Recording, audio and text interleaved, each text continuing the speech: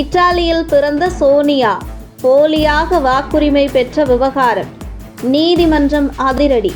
இத்தாலியில் பிறந்த சோனியா காந்தி 1968 ராஜீவ்காந்தியை திருமணம் செய்தார். அதிகாரப்பூர்வமாக இந்திய குடியுரிமை பெற்றது 1983 ஆண்டு ஏப்ரல் 30 தான். ஆனால் 1980 நடந்த டெல்லி சட்டமன்ற தேர்தலுக்கான வாக்காளர் பட்டியலில் சோனியா காந்தி என்ற பெயர் இடம்பெற்றிருந்ததாக புகார் எழுந்தது.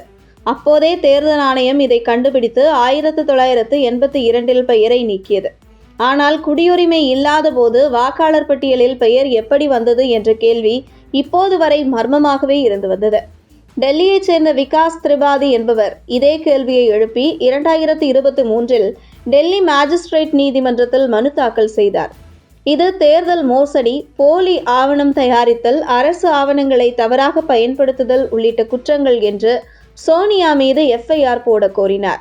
செப்டம்பர் 2024 நீதிபதி வைபவ் சௌரஷ்யா இந்த மனுவை தள்ளுபடி செய்து ஏற்கனவே தேர்தல் ஆணையம் பெயரை நீக்கிவிட்டது, போதுமான ஆதாரம் இல்லை என்று கூறி வழக்கை முடித்துவிட்டார். இந்த நிலையில் இந்த விவகாரம் தொடர்பாக டெல்லி நீதிமன்றத்தில் குற்றவியல் சீராய்வு மனு தாக்கல் செய்யப்பட்டது. இதனை சிறப்பு நீதிபதி விஷால் கோக்னே அமர்வு முன்பு நேற்று விசாரணைக்கு வந்தது. அப்போது நீதிபதி இந்திய குடியுரிமை பெறுவதற்கு முன்பாகவே வாக்காளர் பட்டியலில் பெயரை சேர்க்க போலி ஆவணங்களை கொடுத்து மோசடி செய்ததாக சோனியா காந்தி மீது குற்றம் சாட்டப்பட்டுள்ளது. அவர் மீது குற்றவியல் வழக்கு பதிவு செய்யக்கோரி தாக்கல் செய்யப்பட்டுள்ள குற்றவியல் சீராய்வு மனுவுக்கு சோனியா காந்தி மற்றும் டெல்லி காவல்துறை பதிலளிக்க கோரி நோட்டீஸ் அனுப்ப உத்தரவிட்டது நீதிமன்றம்.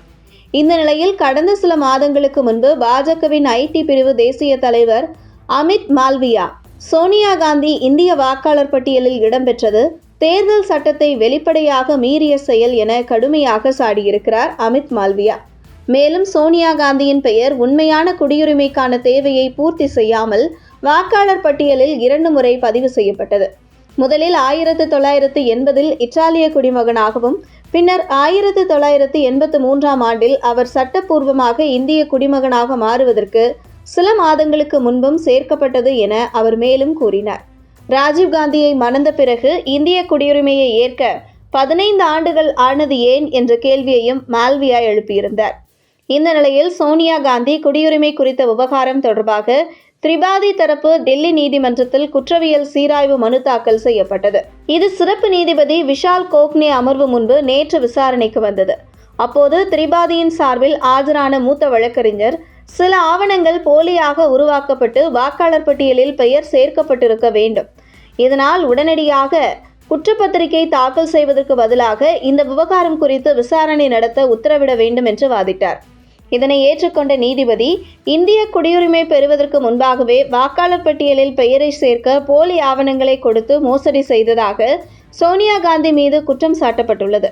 அவர் மீது குற்றவியல் வழக்கு பதிவு செய்ய கோரி தாக்கல் செய்யப்பட்டுள்ள குற்றவியல் சீராய்வு மனுவுக்கு சோனியா காந்தி மற்றும் டெல்லி காவல்துறை பதிலளிக்க வேண்டும் என்று கூறி நோட்டீஸ் அனுப்ப உத்தரவிட்டுள்ளது மிகப்பெரிய பரபரப்பை ஏற்படுத்தியிருக்கிறது.